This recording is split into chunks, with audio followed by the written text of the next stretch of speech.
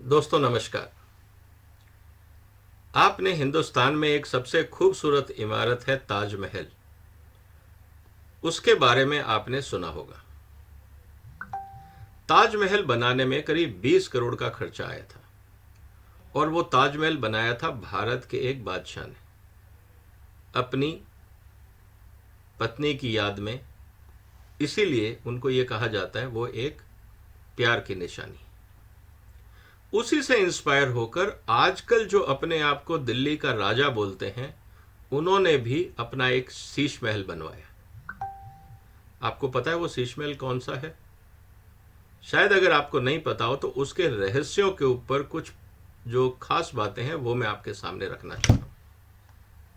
ये हमारे राजा वो हैं जिन्होंने सत्ता में आने से पहले ये कहा था कि वो और उनके सारे मंत्रिमंडल एक या दो रूम के फ्लैट में रहेंगे, क्योंकि जिस तरह से आम आदमी रहता है हमें भी वैसे ही रहना चाहिए, तभी हम इस देश की राजनीति को बदल पाएंगे। ऊंचे विचार थे, जनता ने खूब साथ दिया और उनको सत्ता दे दी। जैसे ही वो सत्ता में आए और जब पूरा देश और खासकर दिल्ली जब कोविड की महामारी से त्रस्त था, तो वो दो काम कर रहे थे। एक तो भारत के अंदर जब पूरा देश परेशान था, ये राजा दिल्ली की शराब नीति बनाने में व्यस्त था ताकि उससे चुनाव का चंदा इकट्ठा हो सके। दूसरा, अपना शीश महल बनाने में व्यस्त था। तो आपने एक नीरो की भी कहानी सुनी होगी कि जब रोम जल रहा था तो नीरो बांसुरी बजा रहा था। कुछ ऐसी कहानी हिंदुस्तान में आपको नहीं दिख रही कि जब पूरा देश परेशान था कोविड में, एक तरफ दारू के ठेके की बांट हो रही थी ताकि उससे चंदा मिल सके, राजनीति चमकाई जा सके, और दूसरी तरफ टैक्स पेयर के पैसे से अपना शीश महल बनाया जा सके। अब आप कहेंगे इसमें कौन सी बड़ी बात है? बड़ी बात इसलिए है कि जब ताजमहल बना था तो उस पर खर्चा हुआ था दोस्तों 20 करोड़, लेकिन जो आज के राजा ने अपना महल बनवाया शीश महल, उस पर खर्चा हुआ है, अगर आप ध्यान से देखेंगे तो 45 करोड़ रुपए।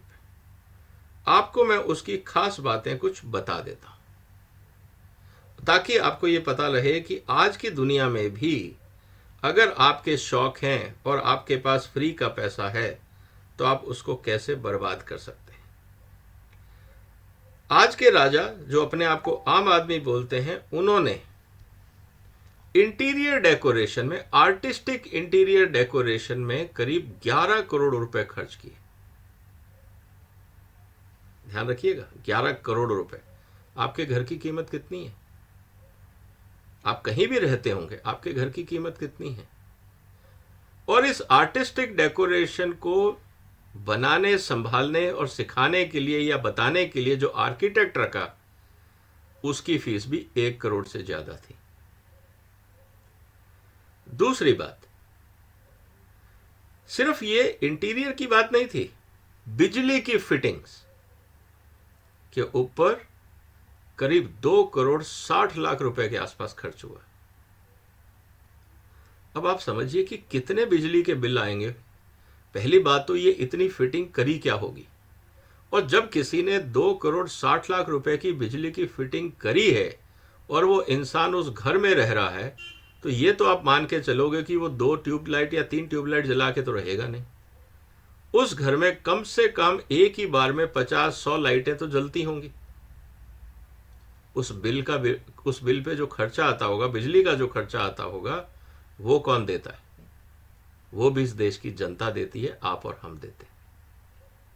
तो इस देश के राजा पहले अपने लिए शीश महल बनाते हैं और फिर उस शीश महल की मेंटेनेंस के लिए और उसके ऊपर जो मंथली खर्चा आता है, उस पर जो मेंटेनेंस होता है, उस सब का खर्चा भी फिर आप ही से लिया जाता है। इस शीश महल में जो रसोई बनी, उस रसोई पे खर्च हुआ करीब 1 करोड़ 10 लाख रुपए। दोस्तों, आप बाजार में जाके देखें कि कौन कौन से ऐसे गैजेट हैं। आप लिस्ट बना के कल बाजार जाइए या इंटरनेट पे सर्च कर लीजिए सबसे महंगा माइक्रोवेव आपको कितने का मिलेगा, सबसे महंगा फ्रिज आपको कितने का मिलेगा, सबसे ज्यादा गैस बर्नर चूल्हा आपको कितने का मिलेगा, सबसे महंगी चिमनी आपको कितने की मिलेगी, सबसे ज्यादा महंगा मॉड्यूलर फर्नीचर आपको कितने का मिलेगा। मेरे ख्याल से 20-25 लाख के अंदर आपका काम हो जाना चाहिए। लेकिन इस शीश महल के अंदर रसोई पे खर्चा किया गया 1,10,00,000 रुपए। इसी के साथ जो अलमारियां बनाई गई, इस शीश महल में जो अलमारियां बनाई गई, 3 अलमारी का खर्चा था 24-25 लाख रुपए। ये अलमारियां क्या गोल्ड प्लेटेड थी? किस मटेरियल की बनी होंगी जिसमें 25 लाख रुपए की 3 अलमारियां बनी? आप सोच सकते हैं कि हो क्या रहा है इस देश के अंदर।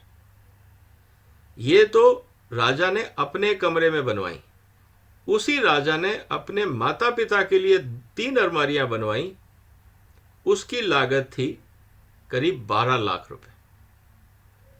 उसी राजा ने अपने बेटे के लिए अलमारी बनवाई, उसकी कीमत थी 8 लाख रुपए। उसी राजा ने अपनी बेटी के लिए अलमारी बनवाई, उसकी अलग से कीमत थी 4 लाख रुपए। तो दोस्तों, आपको क्या लग रहा है, क्या चल क्या रहा है इस देश में? इतनी एक तरफ हम कह रहे हैं महंगाई हो गई है, लेकिन शायद आपने अपने पैरामीटर्स गलत रखे। अभी महंगाई हुई नहीं है, क्योंकि ये चीजें तो आम आदमी के आम नेता इस्तेमाल कर रहे हैं। आप जबरदस्ती परेशान हो रहे हैं कि महंगाई हो गई। आम आदमी के नाम पे चुनाव लड़ने वाले आम नेता जो कहते थे हम सिर्फ सिंप्लिसिटी और ट्रांसपेरेंसी से रहेंगे, ये तो मामूली खर्चा उन्होंने कर दिया और आप कह रहे हैं कि महंगाई बढ़ गई। मुझे लगता है कहीं ना कहीं आपको अपनी सोच बदलनी होगी। उसी राजा ने अपने घर में जो टॉयलेट्स बनवाई उस पर खर्चा किया 15 लाख रुपए, और उसी राजा ने जो पर्दे लगवाए घर में, एक एक पर्दे की कीमत 8-8 लाख रुपए थी। दोस्तों, कौन बोलता है कि इस देश के अंदर गरीबी है?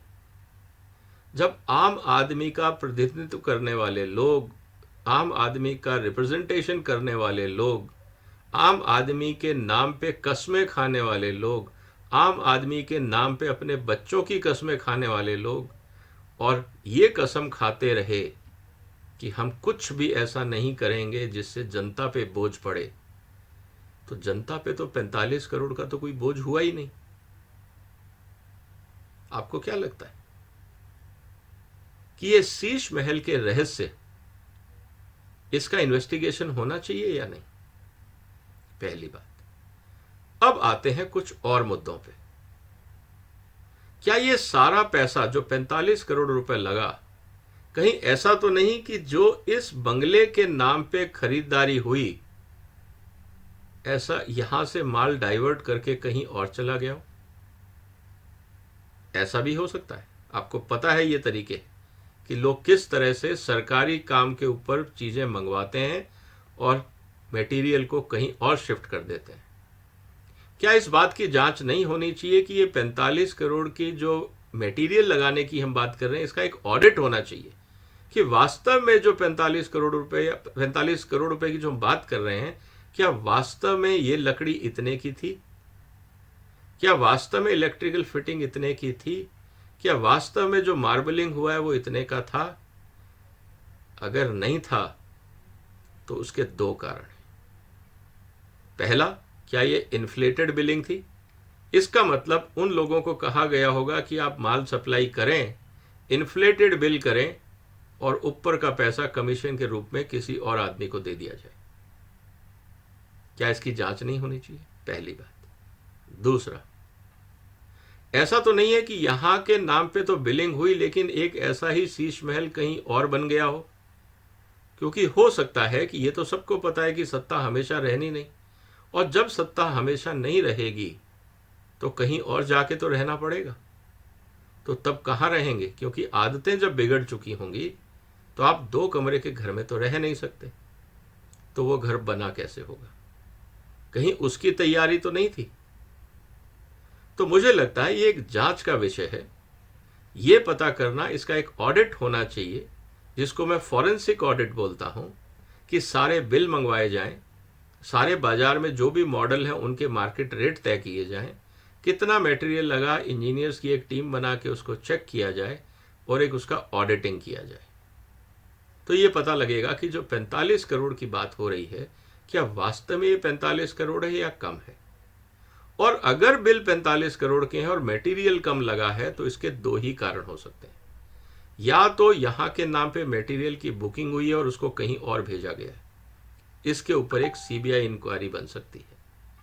और अगर यहां से पैसे का लेन देन हुआ है कि मटेरियल तो लगा है मान लीजिए 20-30 करोड़ रुपए का, लेकिन बिलिंग हुई है 44-45 करोड़ की, तो जो 10-15 करोड़ रुपए का जो गबन हुआ है वो केस बनता है ईडी का। तो इस शीश महल के ऊपर भी ईडी और सीबीआई की निगरानी होनी चाहिए, इन्वेस्टिगेशन होना चाहिए। और मुझे लगता है कि क्योंकि ये सरकारी पैसे का इस्तेमाल हुआ है, तो सबसे पहले तो सीएजी इसका फॉरेंसिक ऑडिट करवाए।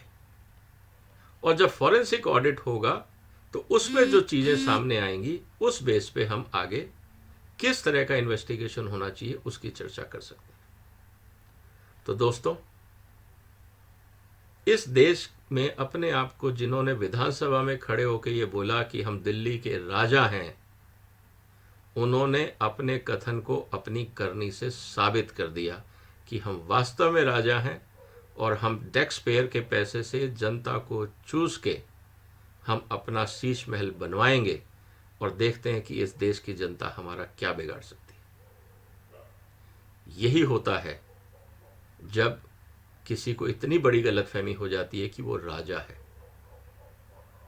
फिर वो नीरो की तरह बंसरी बजाता है चैन की जब रोम जल रहा होता है। जब कोविड में पूरा देश जल रहा था तो हमारे राजा नीरो की रूपरेखा में सुख चैन की बंसरी बजा रहे थे।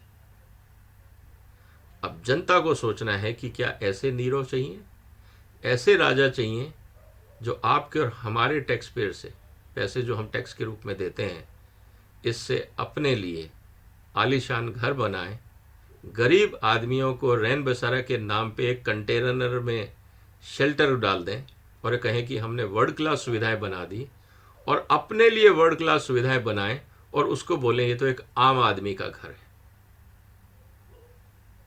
क्या मजाक है इस देश में। यही हकीकत है दोस्तों, इस शीश महल का रहस्य यही है। उम्मीद है आपने इस शीश महल के बारे में जाना, आपको पसंद आया। अगर पसंद आया तो इसको आप शेयर करें, दोस्तों के साथ शेयर करें। इस तरह की स्थितियों को रोकने के लिए क्या कोई कानून होना चाहिए, कोई किस तरह की सरकार कोई गाइडलाइंस बनाए कि किस चीज़ पे कितना खर्चा होगा, एक लिमिट से ज़्यादा कोई आदमी खर्च नहीं कर सकता, क्या इसके ऊपर कोई प्रावधान होना चाहिए या नहीं, और अगर उस लिमिट्स का वायलेशन हुआ है तो क्या बचे हुए पैसे जो एक्सेस एक्सपेंडिचर है क्या उसकी वसूली होनी चाहिए या नहीं। आपका क्या सोचना है, कमेंट बॉक्स में अपने विचार रखिए। जागरूक नागरिक ही इस देश को बचा सकते हैं। राजा और उनके शीश महल सिर्फ टैक्स पेयर के पैसे पे बनते हैं, अपनी जेब से वो नहीं बनाते। तो इस बात को हमें समझना होगा। निवेदन है, आपको ये सब्जेक्ट पसंद आया होगा, आपसे निवेदन है कि इस चैनल को सब्सक्राइब करें, शेयर करें, और आपने वक्त निकाला उसके लिए धन्यवाद। फिर मुलाकात होगी एक और बहुत ही गंभीर मुद्दे पे, इसी से संबंधित अगले वीडियो में। तब तक के लिए नमस्कार, वंदे मातरम।